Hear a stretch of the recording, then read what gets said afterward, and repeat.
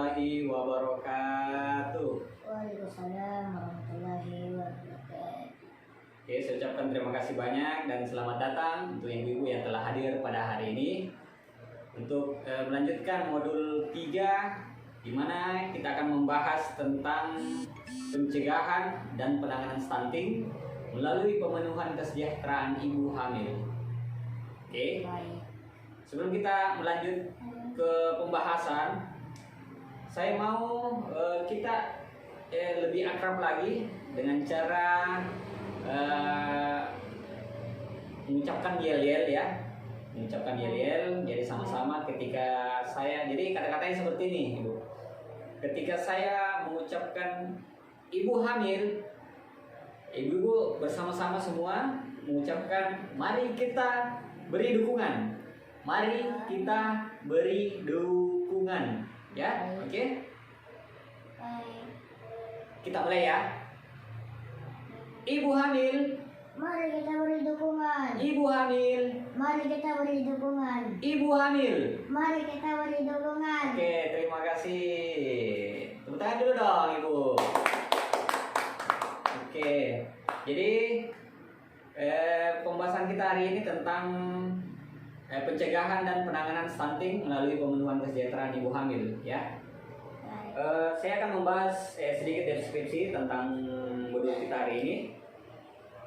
Jadi laporan yang dikembangkan oleh WHO, UNICEF, dan UNIFPA dari tingkat angka kematian ibu atau AKI seluruh dunia menunjukkan bahwa 313.000 wanita mati setiap tahunnya.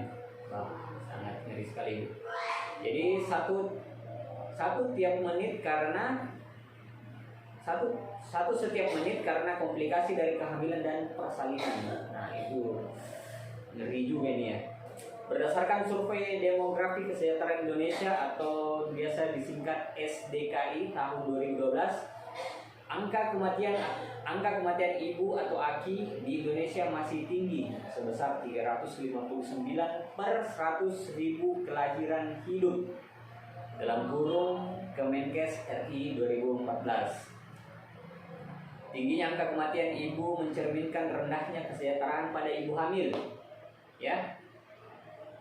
Hal ini ditunjukkan dengan resiko yang dihadapi ibu selama kehamilan, persalinan dan nifas yang dipengaruhi oleh berbagai komplikasi pada kehamilan serta kondisi emosi ibu hamil hingga kelahiran bayinya, ya. O'Leary 2015 menyatakan kesejahteraan selama kehamilan memiliki hubungan yang berarti terdapat kesehatan dan kesejahteraan ibu dan bayi. Rendahnya tingkat kesejahteraan ibu hamil dapat mengakibatkan gangguan selama kehamilan hingga masa nifas yang dapat menyebabkan anak lahir stunting. Nah, ini sangat bahaya sekali, Bu. Jadi betul-betul pembahasan kita hari ini bagaimana caranya menangani atau mencegah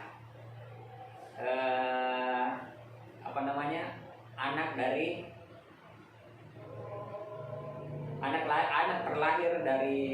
lahir stunting, ya, seperti itu. Nah, kalau misalkan ada kita lihat di sekitar ibu hamil lagi sedang jalan, apa yang kita lakukan? Atau mungkin kita lagi di kendaraan umum. Kira-kira kalau misalkan ada orang hamil, kira-kira ibu apa yang akan ibu lakukan jika misalkan ibu lagi di kendaraan umum, misalkan ini ya, kendaraan umum, terus tempat duduk sudah tidak ada, kira-kira perhatian seperti apa yang ibu lakukan? Oh ya, oke. Membantu dan memberikan tempat duduk ya, biar dia bisa istirahat dan nyaman ya. Bagus seperti itu. Dan untuk keluarga dan masyarakat perlu memberikan dukungan kepada ibu hamil agar ibu merasa nyaman dengan kehamilan, agar ibu yang hamil itu merasakan kenyamanan dengan kehamilannya dan anaknya terlahir sehat, cerdas dan tidak stunting. Gitu, Bu. Terus kita juga kita juga harus mencari informasi tentang bagaimana cara mendukung ibu hamil itu, atau belajar tentang penanganan stunting agar anaknya tidak terlahir stunting, agar ibu hamil itu bisa sehat, makanannya teratur, makanan yang sehat. Jadi informasi itu ibu bisa dapatkan di media cetak atau online, seperti mungkin WhatsApp group, ya, dan mungkin atau pertemuan-pertemuan kelompok, atau misalkan P2K2 kayak gitu, ataupun bisa juga melalui atau bisa juga langsung ke posyandu ya, seperti itu, untuk mendapatkan informasi tentang kehamilan ibu ya, seperti itu. Oke, jadi selanjutnya dukungan dari keluarga atau suami ya. Suami peduli itu harus mendampingi istri mengikuti minimal satu kali kelas ibu hamil agar memahami pertumbuhan janin untuk mencegah stunting. Jadi kalau misalkan ada kelas ibu hamil kelas kalau bisa bawa juga suami supaya dia tahu sedikit tentang dia tahu dan memahami pertumbuhan janin untuk mencegah anak terlahir stunting, seperti itu. Terus juga suami harus mendampingi istri mengikuti kelas ibu hamil. Suami diharapkan semakin memahami kondisi istri dalam masa kehamilan, memahami tanda dan gejala bahaya kehamilan. Jadi memang betul-betul informasi ataupun kalau misalkan ibu mau ke posyandu memang harus bawa suami ya, biar suami juga mengerti dan paham tentang menangani seorang ibu hamil seperti istrinya, ya kan. Gejala-gejala bahayanya kehamilan itu sebenarnya suami harus tahu, seperti itu. Dan cara perawatan pasca persalinan, itu juga suami harus paling tidak tahu tentang itu. Terus di sini pentingnya keluarga atau suami suami itu harus berdiskusi dengan ibu hamil mengenai perencanaan perawatan kehamilan, persalinan dan perawatan bayi sejak dari pertemuan atau sejak awal kehamilan sesuai dengan informasi yang didapatkan dari pertemuan atau tenaga kesehatan. Ya, jadi betul-betul peran suami atau keluarga terdekat memang sangat diperlukan ini, apalagi suami ya. Suami dan anggota keluarga memberikan informasi tentang kehamilan yang tepat dari sumber yang terpercaya kepada ibu hamil. Jadi contohnya yang terpercaya itu dari pemerintah, posyandu, dengan buku-buku, boleh juga sambil belajar online lewat grup atau segala macam. Informasi yang terpercaya harus diterima dan disampaikan kepada ibu atau istri yang sedang hamil, gitu. Suami berperan dalam mengambil keputusan yang cepat dan tepat ketika ibu hamil memerlukan pelayanan kesehatan. Nah, ini suami harus cepat tanggap dan bijak. Memang harus untuk mengambil keputusan ketika ibu hamil itu memerlukan pelayanan seperti apa. Jadi betul-betul peran keluarga atau suami di sini sangat penting sekali ya.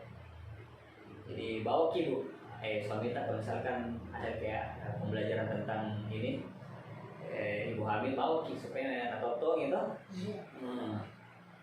Saat suami mendampingi istri periksa kehamilan, anggota keluarga yang lain bisa menggantikan peran dari ibu atau